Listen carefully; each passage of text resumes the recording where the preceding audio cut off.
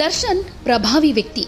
ಒಂದೊಮ್ಮೆ ಇವರನ್ನ ಜೈಲಿನಿಂದ ಬಿಡುಗಡೆ ಮಾಡಿದ್ರೆ ತನಿಖೆಗೆ ಅಡ್ಡಿ ಉಂಟಾಗುತ್ತೆ ಅಂತ ಪೊಲೀಸರು ನ್ಯಾಯಾಧೀಶರ ಮುಂದೆ ಹೇಳಬಹುದು. ಆಗ ದರ್ಶನ್ ಅವರನ್ನ ನ್ಯಾಯಾಂಗ ಬಂಧನಕ್ಕೆ ಒಪ್ಪಿಸಬಹುದು.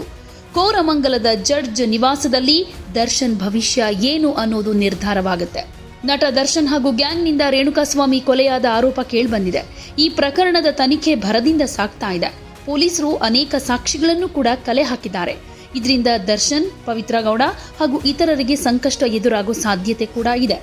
ರೇಣುಕಾಸ್ವಾಮಿ ಕೊಲೆ ಕೇಸ್ನ ಆರೋಪಿಗಳನ್ನ ಜೂನ್ 15ನೇ ತಾರೀಕು ಪೊಲೀಸರು ನ್ಯಾಯಾಧೀಶರ ಎದುರು ಹಾಜರುಪಡಿಸೋ ಸಾಧ್ಯತೆ ಇದೆ.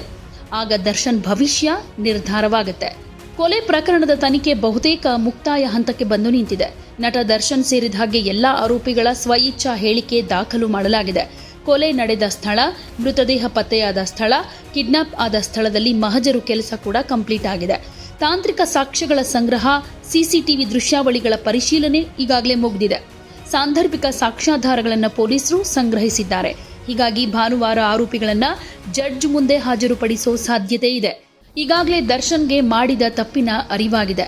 ನನ್ನಿಂದಾನೇ ಹೀಗಾಯಿತು, ನನ್ನಿಂದ ನನ್ನ ಸಹಚರರಿಗೂ ಕೂಡ ಈ ಪರಿಸ್ಥಿತಿ ಬಂತು ಅಂತ ಪಶ್ಚಾತ್ತಾಪದ ಮಾತುಗಳನ್ನಾಡಿದ್ದಾರೆ ಅಂತ ಹೇಳಲಾಗ್ತಾ ಇದೆ. ಇನ್ನು ಪವಿತ್ರ ಗೌಡ ಕೂಡ ಕಣ್ಣೀರು ಹಾಕ್ತಾ, ನನ್ನಿಂದಾನೇ ಆಗಿದ್ದು, ಈ ವಿಷಯವನ್ನ ನಾನು ದರ್ಶನ್ ತನಕ ತೆಗೆದುಕೊಂಡು ಹೋಗಬಾರ್ದಾಗಿತ್ತು. ಸೈಬರ್ ಕ್ರೈಮ್ಗೆ ಕಂಪ್ಲೇಂಟ್ ಕೊಟ್ಟಿದ್ರೆ ಅಲ್ಲೇ ಅದು ಇತ್ಯರ್ಥ ಆಗ್ತಾ ಇತ್ತು.